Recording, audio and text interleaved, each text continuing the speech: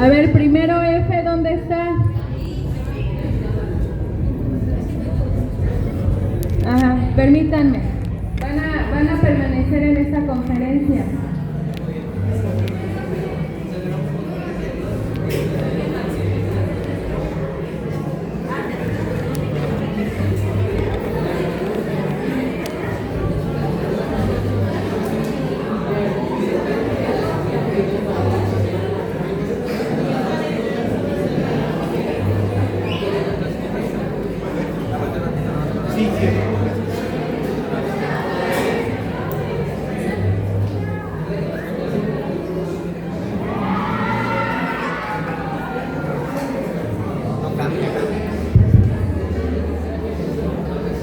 A ver, chicos, buenas. Un segundito, voy a presentar. A ver, chicos, por favor, su atención. Niñas, ¿me permiten? Voy a presentar, por favor. Buenas tardes.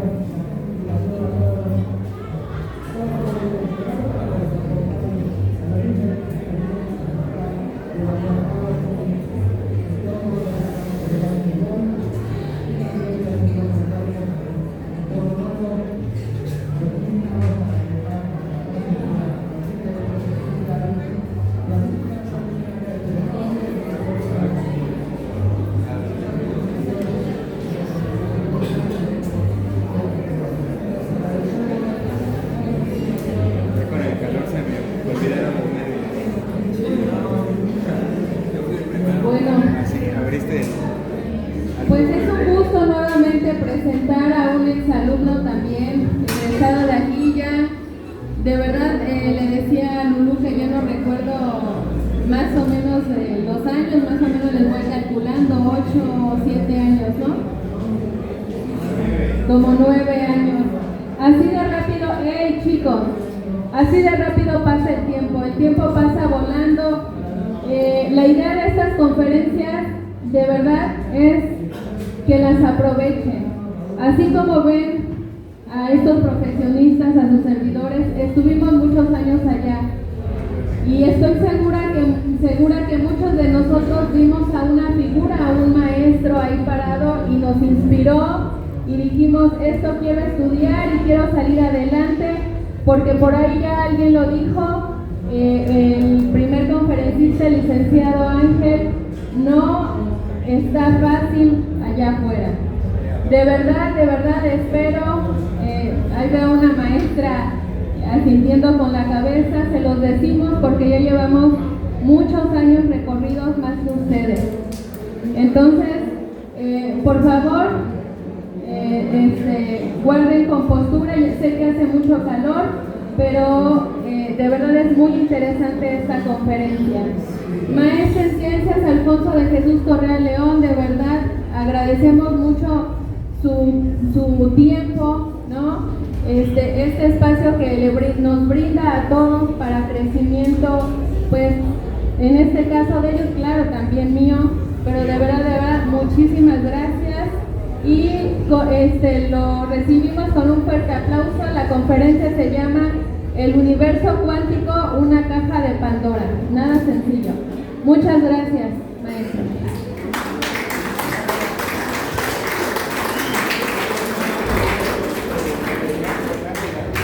¿Qué tal? Buenas noches. Muchas gracias por estar aquí presentes. Pues bueno, mi nombre es Alfonso y pues yo soy orgullosamente Cerveta 184. Y bueno, esta noche de las estrellas, la temática es la física cuántica. Bueno, como ustedes ya saben, la física es una ciencia exacta que se dedica a estudiar el comportamiento y los fenómenos que ocurren en la naturaleza, el por qué el mundo funciona como funciona, el movimiento, las fuerzas. Y la física cuántica se dedica a describir el funcionamiento del universo, pero en escalas inimaginablemente pequeñas. Y pues lo que nos hemos dado cuenta es que conforme comenzamos a estudiar estos procesos cada vez más pequeños, resulta que el universo, a esas escalas tan pequeñas, su comportamiento desafía completamente la lógica y la manera en la que entendemos al mundo, pues, de todos los días de nuestro día a día. Por ejemplo, pues si tenemos un trompo girando en nuestra mano, la física clásica, la física de todos los días que ven aquí con el profe Tito, pues nos describe que un trompo pues tiene cierta velocidad de giro, tiene cierta masa, ¿no? O si tenemos una pelota y la lanzamos y vuelve a caer en nuestra mano, pues describe cierto movimiento. Pues ¿qué pasa si nosotros tomamos ese trompo o esa pelota y la encogemos a un tamaño de la milésima de un cabello? A esas distancias tan pequeñas y a esa escala microscópica, incluso más pequeña, tiene sentido hablar de un trompo que gira, de una pelota que sube y baja, cómo es el movimiento de lo más pequeño. Entonces, pues mi plática se titula El universo cuántico, una caja de Pandora.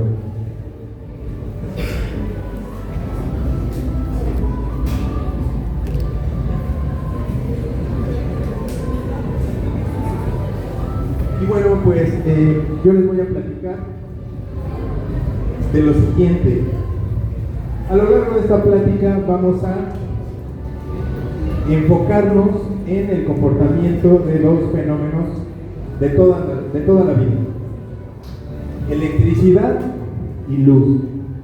Vamos a describir cómo se describen de manera clásica, la física clásica de tamaño persona, y para poder comprender cómo cambian estos fenómenos y estas descripciones de la física cuando vamos encogiéndonos a escalas cada vez más pequeñas.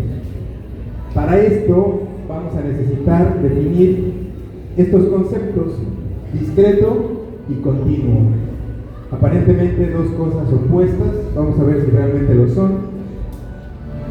Y bueno, dentro de la física clásica, para describir a la electricidad y a la luz, vamos a usar dos descripciones de la física clásica: la descripción del movimiento de una onda y la descripción del movimiento de una partícula. Cómo funcionan para objetos de nuestro tamaño y cómo se modifican estas dos descripciones cuando hablamos de cosas cada vez más pequeñas.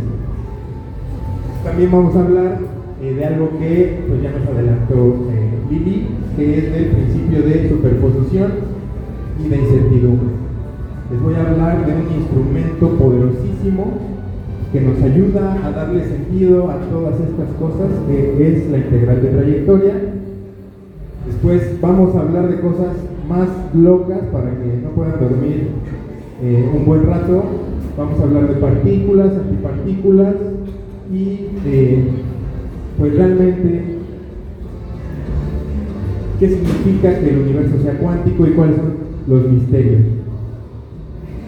Y pues si todavía no se han dormido y tienen tiempo, pues podemos ver un pilón, una escena post créditos para que les platique un poco sobre lo que hago pues en mis estudios de doctorado en física. Bueno, pues vamos a enfocarnos a lo largo de esta plática en dos descripciones: el movimiento de una partícula, que nos sirve para describir, por ejemplo, cómo se mueve una mosca, porque yo soy muy descuidado y dejé una fruta afuera del refri y pues hay una mosca ahí que está volando alrededor. Pues el movimiento de una partícula nos sirve para describir el movimiento de una mosca, por ejemplo, una pelota, un proyectil, lo que sea. Eso es por un lado. Por otro lado, existe la descripción del movimiento de una onda. Por ejemplo, cómo se mueve el mar, cómo se mueve el agua en una alberca. Y estos dos modelos de movimiento, el de partícula, nos nos va a ayudar para describir el movimiento de los electrones, del que está hecho la electricidad.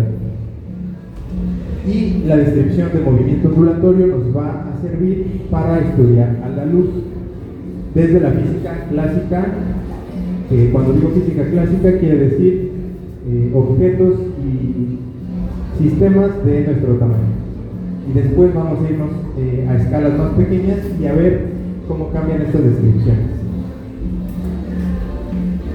Bueno, pues el primer acercamiento de la humanidad al mundo cuántico y al mundo de las partículas empezó con los fenómenos de la electricidad y la luz. Yo les pregunto a ustedes si ahorita en su silla donde están sentados empiezan a frotar, después saludan a su compañero o tocan una puerta de metal, probablemente les dé toques. O si están sentados en las sillas de plástico de la cooperativa, traen un suéter y se levantan y saludan a alguien, pues les puede dar toques. O pues también si alguna vez han estado en un cerro en la noche y está lloviendo y no hay luz y de repente cae un rayo y ilumina todo el paisaje. Bueno, pues la física se dedica a estudiar el porqué de estos fenómenos del día a día.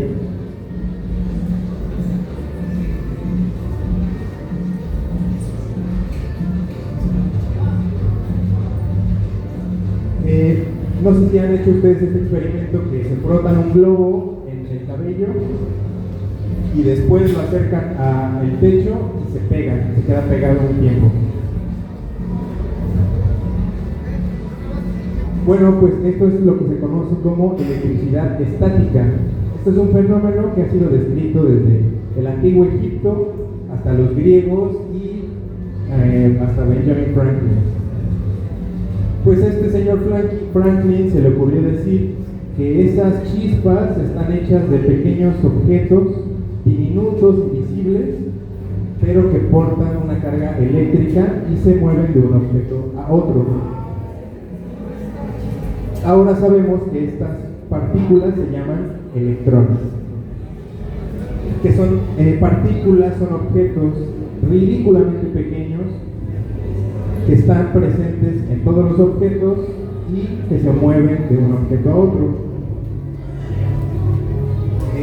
Pues esto de carga eléctrica realmente ¿qué es? Pues es una propiedad que tienen pues todos los objetos del universo, que están hechos de electrones y pues hagan de cuenta que son dos sabores, vainilla y chocolate. Si tenemos vainilla con vainilla, pues se van a repeler entre sí. Si tenemos chocolate con chocolate también, pero si juntamos vainilla y chocolate, carga negativa y positiva, van a tender a unirse. Entonces estos electrones llevan una carga negativa. Cuando los frotamos en nuestro cabello, pues el material del globo está arrancándole electrones a nuestro cabello y ese exceso de carga negativa se va a atraer por la carga positiva de la pared, de la misma manera que un imán se pega al reflejo. Y ahora yo les pregunto a ustedes, ¿creen que la luz, pues de un foco, de una lámpara, está relacionada con los electrones de alguna forma? ¿Alguien de ustedes sabe si existe una conexión entre el movimiento de electrones, la electricidad y la luz visible que vemos? Bueno, pues resulta ser que sí. Nos hemos dado cuenta que si nosotros hacemos vibrar a un electrón, ¿qué quiere decir vibrar? Pues le generamos un movimiento repetitivo en el tiempo. Este baile, este vaivén, esta oscilación, esta vibración de un electrón va a provocar una onda de luz. Y por eso pues brillan los focos de filamento, porque hay electrones que cuando conectamos el foco empiezan a viajar alrededor de esta espiral y esas vibraciones de los electrones generan ondas de luz.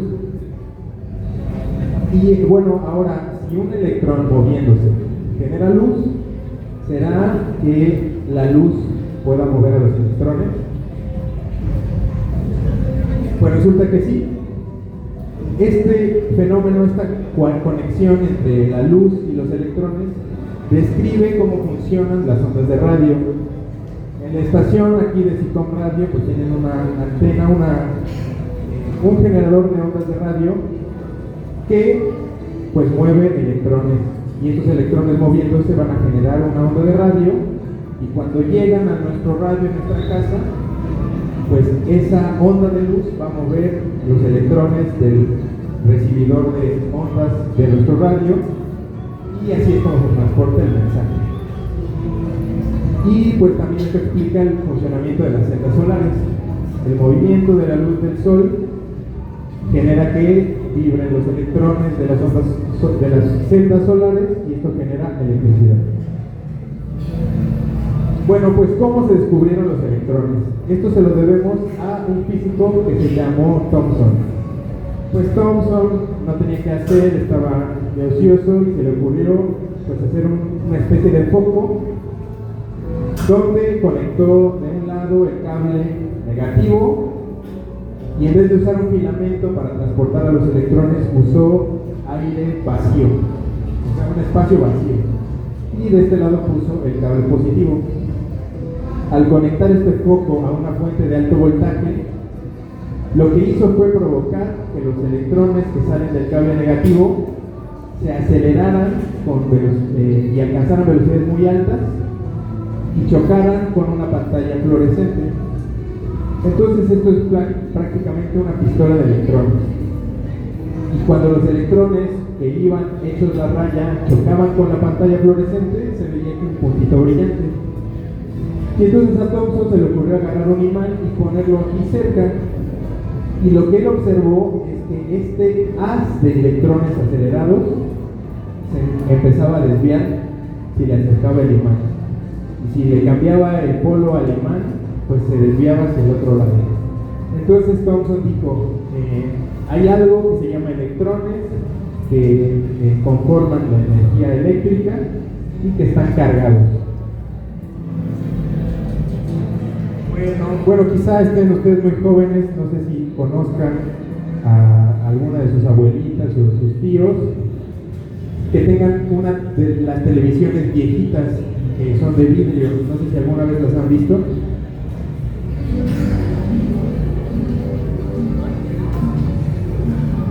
Bueno, pues en realidad las televisiones viejitas no son nada más y nada menos que pistolas de electrones.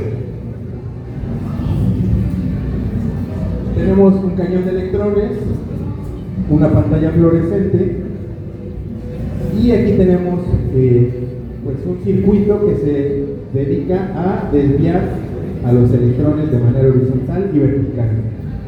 Entonces la onda de televisión llega al recibidor de la tele, y eso se transmite en movimientos verticales y horizontales de ese haz de electrones que barre toda la pantalla y crea esta imagen.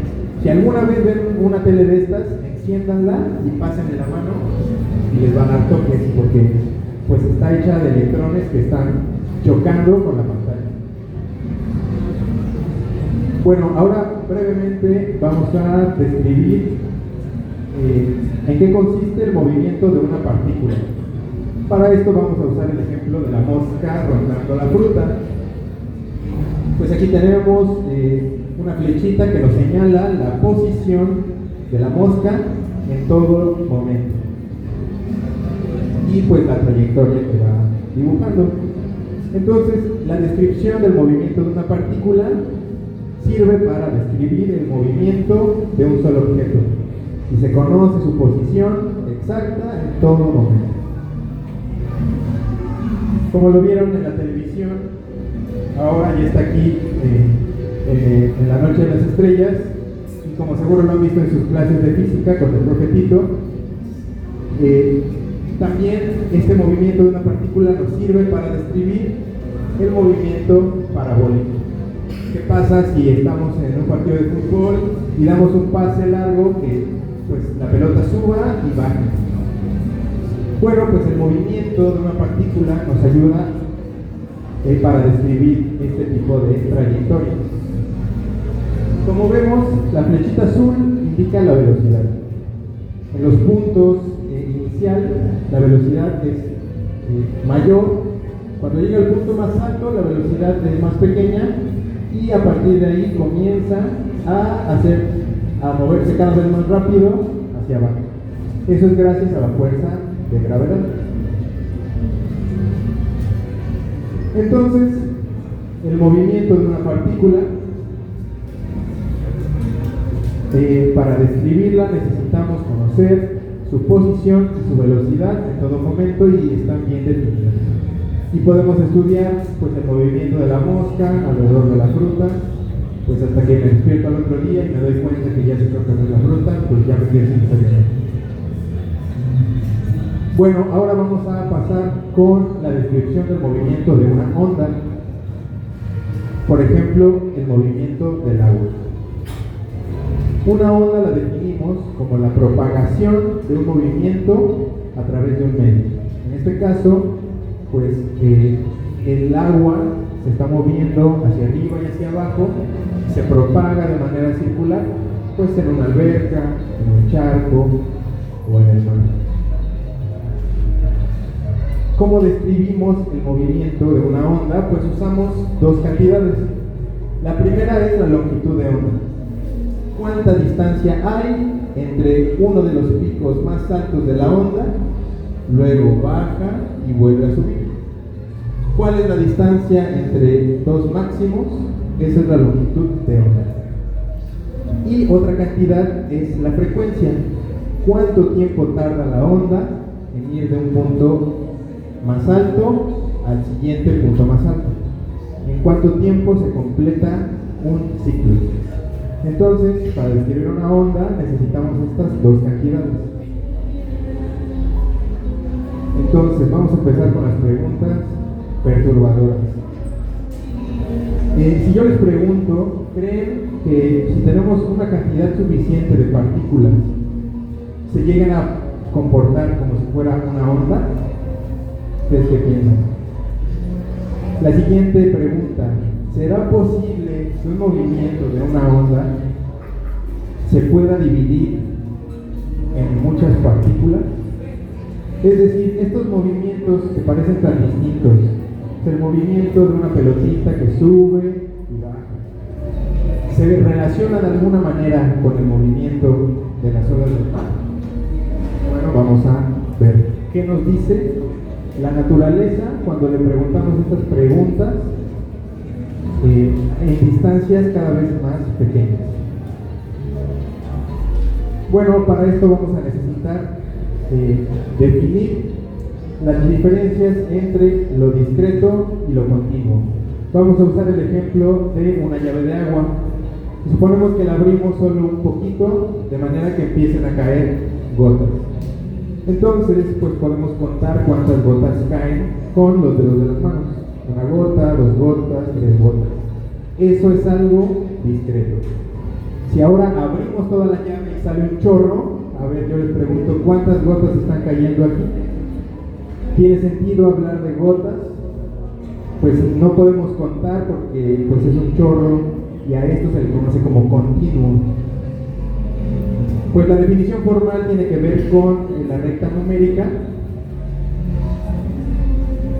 donde los números enteros 1, 2, 3, 4 definen lo que es discreto, contable con los dedos de las manos.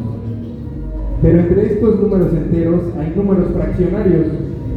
Entre el 0 y el 1 está el 1 medio. Entre el 0 y 1 medio está el 1 tercio. Entre el 0 y 1 tercio está el 1 sexto. Y así nos podemos ir. Entre cada dos números que encontremos en la recta numérica hay una infinidad de números entre ellos. Entonces los números de toda la recta numérica es un continuo, es una cantidad infinita que no podemos numerar con los dedos de las manos. Entonces, es posible pasar de algo discreto, como lo son los electrones que llevan la carga eléctrica, a algo continuo, como un trueno. Pues sí, porque pues un trueno que cae del cielo y que se nos va la luz por un buen rato está hecho de muchos electrones. y es algo pues que se parece más a un chorrote de agua que a muchas gotitas, ¿no? Y resulta ser que también se puede pasar de lo continuo a lo discreto, y que la luz, que la describimos por primera vez como una onda, también se puede describir como partículas, y las partículas de las que está hecha la luz se les conoce como fotones.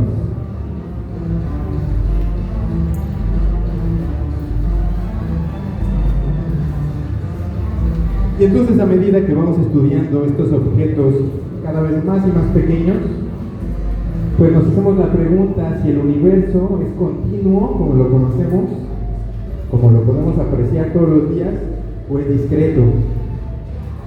Podemos llegar de lo discreto a lo continuo, pues si pensamos en una alberca de pelotas, pero pues no tenemos tantas pelotas, pues aquí nuestro amigo pues se da un buen golpe porque pues son pocas pelotas, y muy pocas pelotas pues no se comportan para nada como el líquido, ¿no? Como el agua, como un continuo. Pero si vamos aumentando el número de pelotas, pues aquí vemos que el movimiento del conjunto de pelotas empieza a parecerse un poco al de un fluido, al del agua. Y si vamos aumentando el número de pelotas cada vez más, y tenemos una alberca más grande y le metemos más pelotas y más pelotas, vamos a llegar a un punto en donde aventarnos un clavado en esa alberca gigante de miles y miles y miles de pelotas se va a ver exactamente igual que si nos aventáramos un clavado en los Juegos Olímpicos. Entonces, aquí es donde la cosa se empieza a poner un poco extraña, porque yo les dije que los electrones los conocimos por primera vez como partículas, y a la luz la conocimos por primera vez como una onda. Pero conforme vamos estudiando estos objetos a la escala más pequeña que nos podamos imaginar, surge la pregunta si realmente la electricidad, los electrones y la luz realmente son ondas o son partículas o qué son. Y bueno, otra vez les vuelvo a hacer estas preguntas. Muchas partículas se pueden comportar como una onda o viceversa. Podemos dividir a una onda en partículas. Ahora vamos a ver un experimento en donde vamos a tener dos escenarios completamente diferentes y aparentemente opuestos. Si tenemos un cañón que lanza pelotas de golf, ¿se puede relacionar de alguna manera con el movimiento del agua? Aquí en esta animación se puede ver un fenómeno que se conoce como interferencia. Si recuerdan el movimiento que les dije, la vibración del electrón, pues imaginemos que en el agua tenemos dos pelotas de unicel y del lado derecho tenemos una, izquierdo otra, y las hacemos vibrar en conjunto, pues cada una va a generar una ola circular. Y lo que va a pasar es que del lado derecho, la onda del lado derecho va a interactuar con la onda del lado izquierdo. Y los puntos más altos de la onda del lado derecho, en algunos lugares, van a coincidir con los puntos más altos de la onda del lado izquierdo. Y eso se le conoce como interferencia constructiva. Y va a haber otros puntos en donde la onda del lado derecho va a subir, y en ese mismo punto la onda del lado izquierdo baja. De manera que el movimiento se cancela, y por eso aquí se ven unas franjas donde no hay movimiento. Entonces, tienen que ver estos escenarios algo que ver. Podemos llegar de un cañón de pelotas que avienta una pelota una por una. ¿Tiene algo que ver con la interferencia de una onda o de dos ondas? Bueno, para eso vamos a recurrir a un experimento que se llama de la doble rendija. Lo que se hace es que tenemos aquí una onda de luz. Una onda de luz puede ser un rayo del sol o, pues, lo más moderno, un láser. Y que va a atravesar este obstáculo donde hay dos ranuras por donde puede pasar la luz y por todo lo demás no puede pasar. Tenemos aquí la situación del lago, del agua con las pelotitas. De este lado se genera una onda circular y de este otro lado también. Y estas ondas interactúan entre sí y lo que vemos es un patrón de interferencia. Entonces, pues esto nos muestra de cierta manera que la luz, como una onda, se comporta como una onda. Y bueno, aquí hay una animación que no se ve muy clara, pero aquí están las aperturas. Aquí viene la onda parejita y aquí es donde interfiere. Y ahora en vez de poner la onda vamos a poner una máquina que avienta pelotas, pero con luz. Entonces lo que se va a hacer es, en vez de lanzar toda la onda de luz, vamos a lanzar partículas de luz, fotón por fotón.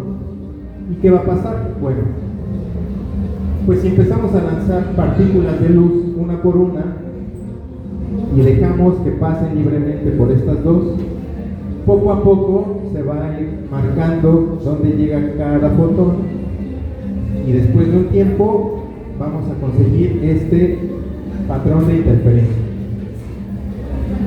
Pero ¿qué pasa si ponemos el ojo, ponemos un detector? Somos muy chismosos y queremos saber si lanzamos un fotón.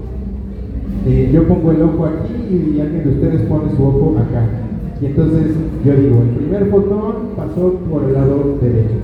Y ustedes dicen, pues el segundo fotón que lanzamos pasó por aquí. Es decir, en vez de que pasen libremente por cualquiera de estos dos, cada fotón individual, nosotros medimos si pasó del lado derecho o izquierdo. ¿Qué sucede cuando hacemos este proceso? Pues lo que sucede es que se destruye completamente el movimiento de ondulación. Se destruye completamente el patrón de interferencia en el momento en que nosotros observamos si la partícula de luz pasó por el lado izquierdo o derecho. Y lo único que vemos son dos franjas brillantes.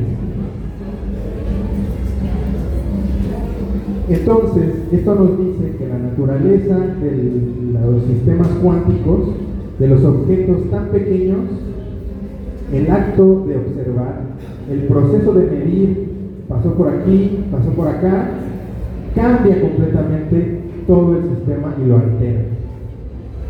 Si dejamos abiertas las dos ranuras, tenemos un comportamiento ondulatorio, se genera un patrón de interferencia.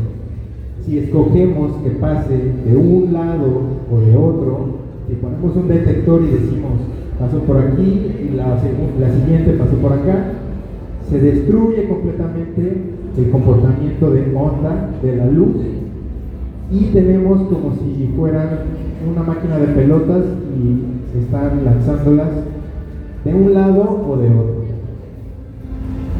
Esto sucede tanto para las partículas de luz como para los electrones. Y bueno, vamos a platicar ahora del principio de superposición, que significa que cuando estamos hablando de estos objetos tan pequeños, se comportan como si pasaran al mismo tiempo por la rendija del lado izquierdo y del lado derecho mientras no las observemos. Si las dejamos ahí solitas que decidan ellas por dónde pasar, se van a comportar como si pasaran por los dos lados al mismo tiempo. Pero en el momento en que nosotros echamos el ojo y vemos, se fue del lado izquierdo, se fue del lado derecho, eso obliga a que el sistema escoja un estado u otro. Esto significa que en la naturaleza, cuando nos observamos cosas tan pequeñas como lo es un electrón o un fotón, podemos tener que existe en dos estados al mismo tiempo, como si tuviéramos que una moneda está en sol o en águila al mismo tiempo, como si tuviéramos un vaso de agua lleno y al mismo tiempo está vacío. Y en el momento en que lo volteamos a ver y lo observamos, pues ya colapsa a estar lleno o estar vacío. Pero mientras no lo observemos, se va a comportar como si estuviera en ambos estados a la vez. Esto se le conoce como superposición, en donde el proceso de medición altera y modifica al sistema. Y otro fenómeno y otro principio muy importante que parece desafiar toda nuestra intuición y sentido común es el principio de incertidumbre. ¿Qué quiere decir? Que tanto los electrones como la luz, como todos los objetos cuánticos son a la vez ondas y partículas. Y como vimos al principio, una partícula se describe por su posición y su velocidad. Y una onda se describe por su longitud de onda y su frecuencia. Entonces, todos los sistemas, todos los objetos cuánticos son a la vez partículas y ondas.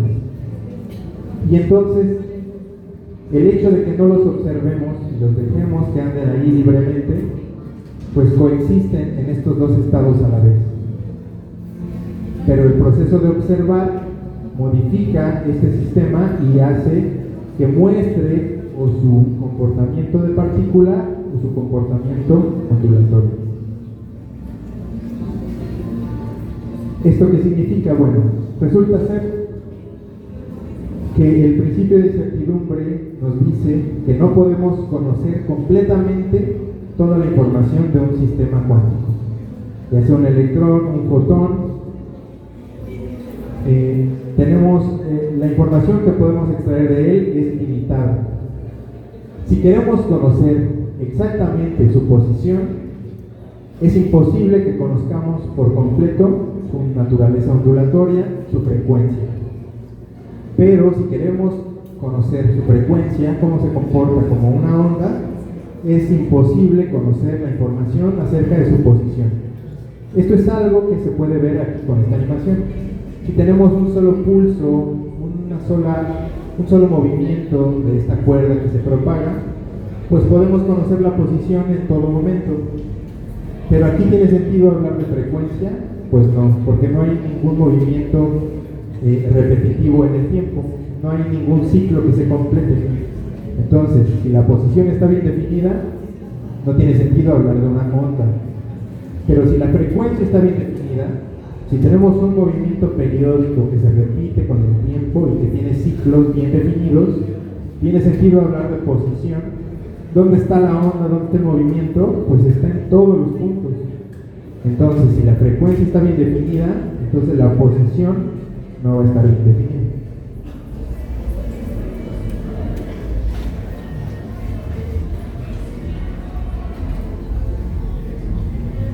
Esto nos ayuda a dar respuesta al por qué sucede esto con el experimento de la doble rendija.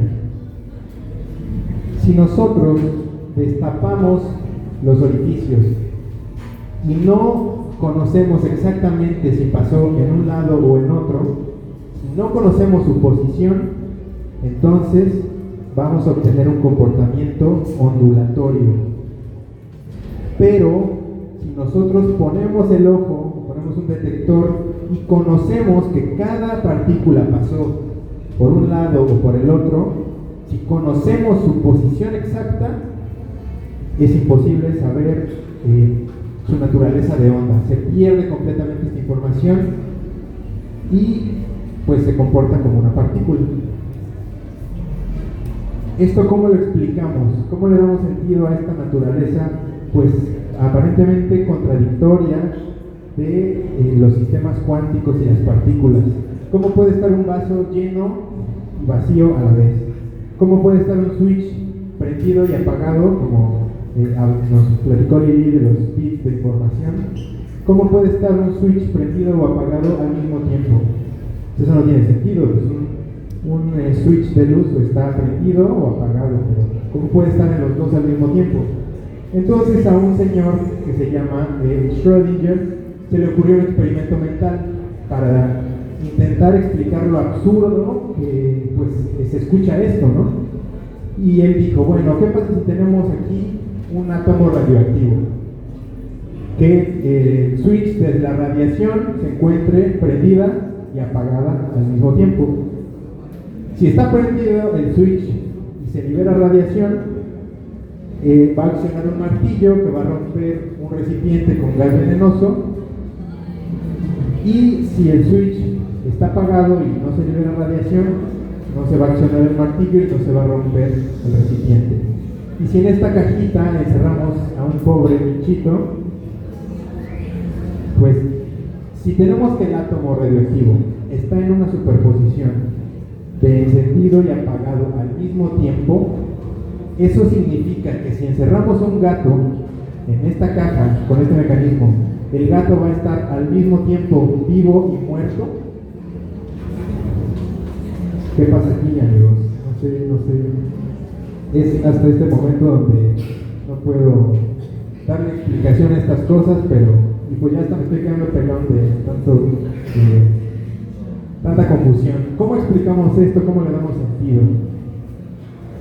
Bueno, pues para esto vamos a introducir un concepto pues clave, que es la integral de caminos de Feynman, que también ya nos platicó. Es una maquinaria matemática que nos permite describir y entender más o menos el porqué de estos sistemas cuánticos y nos permite predecir el comportamiento de la naturaleza a estas escalas tan pequeñas. Entonces, la integral de trayectoria es un principio que nos dice, para que un objeto pase de un estado inicial a uno final, para que nosotros vayamos de un punto A a un punto B, realmente lo que pasa es que el universo, la física, funciona de manera que para ir de un punto A a un punto B no se sigue una sola trayectoria, sino que se siguen todas las trayectorias posibles. Eso nos ayuda a explicar este experimento de la doble rendija. ¿Qué pasa con los fotones de luz?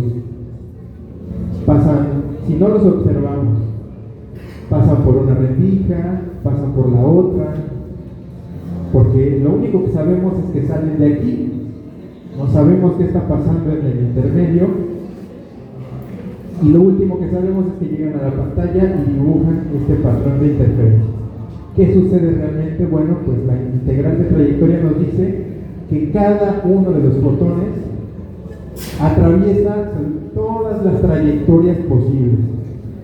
Un fotón que sale de aquí, una partícula, se va por aquí, luego baja por acá, pero al mismo tiempo también se va en línea recta, y al mismo tiempo también rodea toda la placa, y al mismo tiempo sale por aquí, se va a dar una vuelta a su vista, regresa, pasa por una placa, da una vuelta, todas las trayectorias que se pueden imaginar.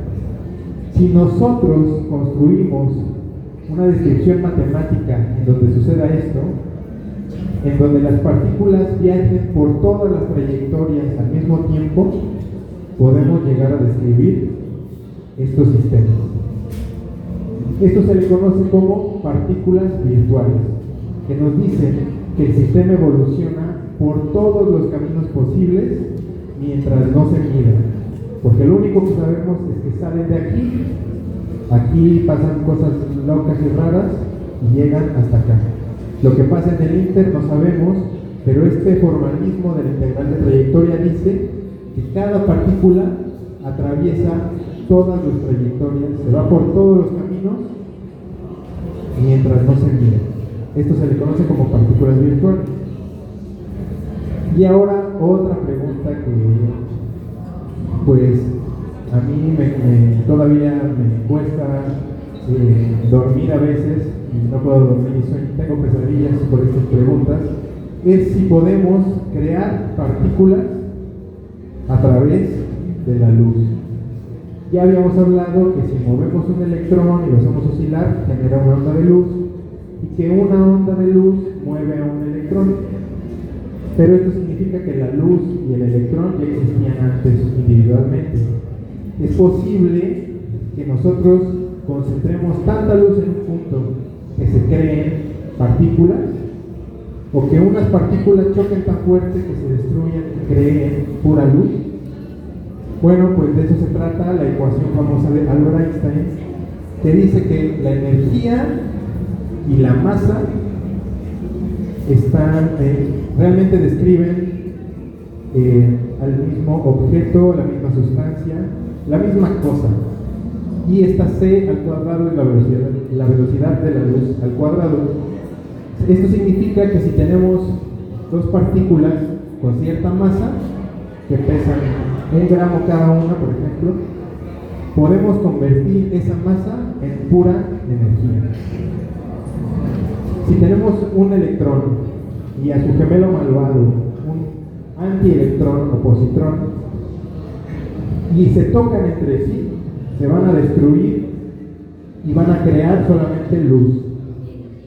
O si tenemos dos ondas de luz, dos partículas de luz que chocan, pueden crear dos partículas, un electrón y un positrón. Esto se le conoce como aniquilación de materia y antimateria. Y lo podemos describir con este diagrama. Pues aquí tenemos el electrón que va viajando, aquí tenemos el antielectrón, y cuando estos chocan, se destruyen completamente y solo quedan partículas de luz, o al revés. Y bueno, lo que hacemos en física de partículas es intentar explicar los resultados del experimento más grande del mundo, que es el Gran Colisionador de Hadrones. Pues, ¿en qué consiste el Gran Colisionador de Hadrones? Pues es un acelerador de partículas, como la pistola de electrones con la que se descubrieron, o las televisiones viejitas, aceleran electrones. Bueno, pues el Gran Colisionador de Hadrones acelera protones, partículas cargadas positivamente, y lo que hace, pues es que agarran un tanque de gas helio, que son átomos que están hechos de un protón y un electrón, les arrancan los electrones y se quedan los puros protones. Y mediante una serie de imanes los van acelerando en trayectorias circulares. Vamos a ver que empiece desde el inicio. Empiezan a acelerar estos protones en movimientos circulares hasta que alcancen casi la velocidad de la luz, una velocidad endemoniada, y los hacen chocar entre sí.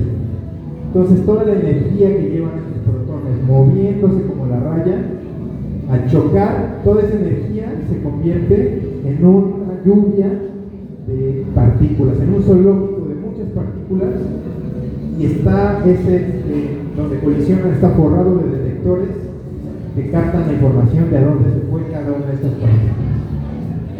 Este es un túnel que tiene 12 kilómetros de diámetro y está a 100 metros bajo tierra. Aquí es donde producimos partículas y las estudiamos. Y bueno, pues ¿cuáles son los bloques más fundamentales del universo? Los bloques del Lego, de los que están hechos todas las cosas. ¿Cuál es la estructura más fundamental del universo? Pues es algo puramente cuántico, que existe y que no existe al mismo tiempo, que se crea y se destruye incesantemente, como si tuvieran un vaso de chocomil y le soplan y empiezan a burbujear, las burbujas se crean y luego explotan. Pues a eso se le conoce como fluctuaciones cuánticas. Y entonces esas fluctuaciones cuánticas, esa naturaleza tan contradictoria de los objetos cuánticos que pues se crean y se destruyen y están y no están, es lo que es hasta ahorita la respuesta pues más avanzada, o hasta ahorita lo que creemos de lo que está hecho el universo. Y entonces ahora sí, ya para que no puedan dormir y tengan pesadillas un mes como yo, si la electricidad está hecha de partículas, de cosas cuánticas, y podemos contar cuántos electrones son. La luz también. Bueno, ¿será posible que el tiempo, que es un continuo, también esté hecha de cosas discretas, o el espacio? Y es aquí donde ya la ciencia llegó a un tope y a un límite. Es en un escenario tan extremo como un agujero negro, donde tanto la física clásica, que describe el movimiento de estrellas, de planetas, deja de funcionar, como la física cuántica también deja de funcionar. ambos descripciones, la cuántica y la clásica, dejan de existir cuando se topan con un objeto como un agujero negro. Y bueno, pues esto ha sido todo de mi parte. Los dejo aquí con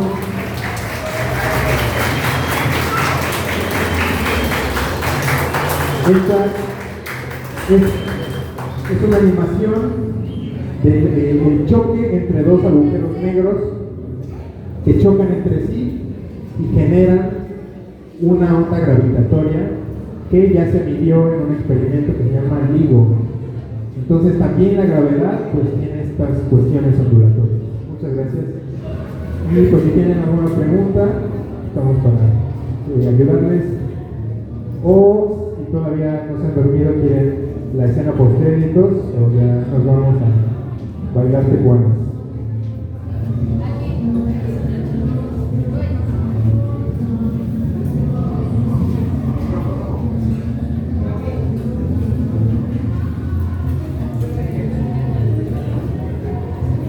¿Cuál es la correcta interpretación de la mecánica cuántica para usted? Digo, yo creo en la teoría de los mundos de Benny Moore, acerca de que la función de onda nunca colapsa. No sé qué tiene usted para decirnos acerca de eso. Que la función de onda nunca colapsa como los Avengers, el multiverso o algo así. Pues bueno, Richard Feynman nos decía que si alguien dice que entiende la física cuántica, significa que no lo entiende. O sea, nadie entiende estas cosas, ¿no?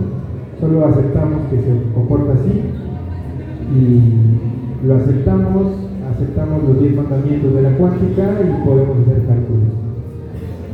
Pero es que hay varias interpretaciones.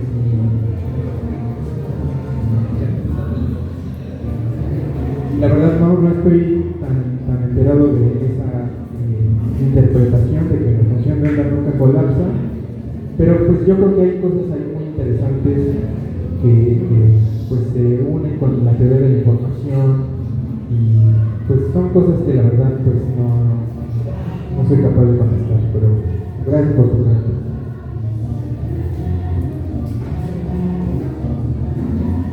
Sí, bueno, mi pregunta va sobre el experimento más grande que mencionó, el experimento más grande del mundo.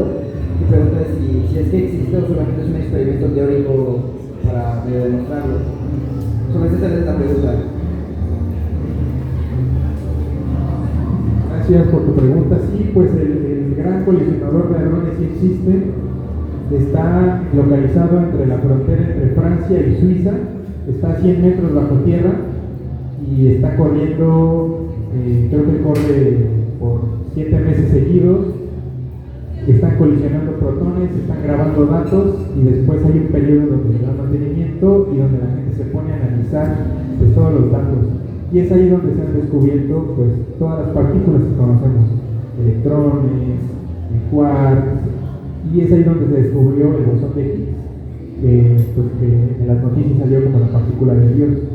Hasta ahorita el problema con el gran colisionador de hadrones es que no nos ha dado resultados que con nuestra teoría actual, que es el modelo estándar, no se pueda describir. Hasta ahorita la teoría más avanzada es el modelo estándar y todo lo que se ha medido en este experimento concuerda. El problema es que el modelo estándar es incompleto. Entonces estamos buscando procesos, partículas nuevas, comportamientos extraños que no se pueden explicar con nuestra teoría actual para poder avanzar hacia una teoría más completa, pero pues hasta ahorita estamos ahí.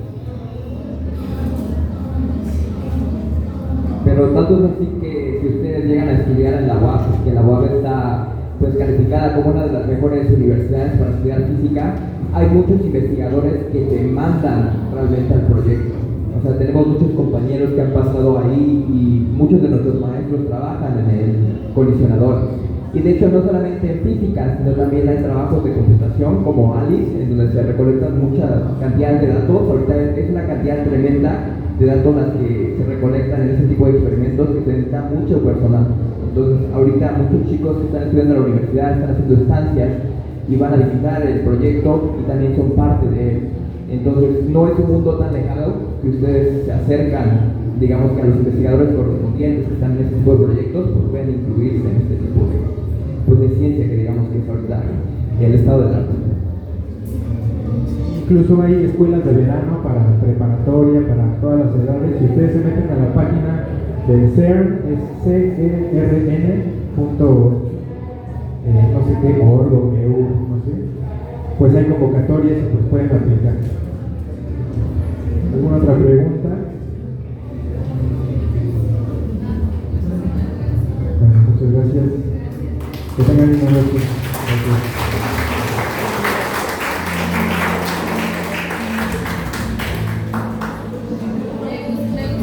Comentar, chicos, que pues aquí tenemos un egresado que está estudiando en la UNAM y está súper interesado en estos temas, y un tutor, igual Carlos Yael, que está viendo si se va para física y creo que le está agradando mucho. Muchísimas gracias. Le dejo el micrófono en manos del director.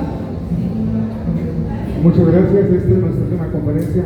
Magistrado, bienvenido nuevamente a su casa. Un placer. Y para mí también es un gusto presentar al presidente auxiliar del Yacatlán de Bravo municipal, que en este momento se entrega de su constancia, una autoridad en compañía de uno de nuestros estudiantes. Por favor, también es parte de lo que estamos realizando y es un detalle por parte de la institución. Ya sabe, por siempre en su casa. Muchísimas gracias por acompañarnos, presidente municipal. De igual forma, ustedes son parte esencial. Un aplauso para las actividades. Y el día de hoy, en esta sala, han concluido las actividades. Podemos retirar a los estudiantes. Muchísimas gracias por acompañarnos en esta noche. Muchas gracias.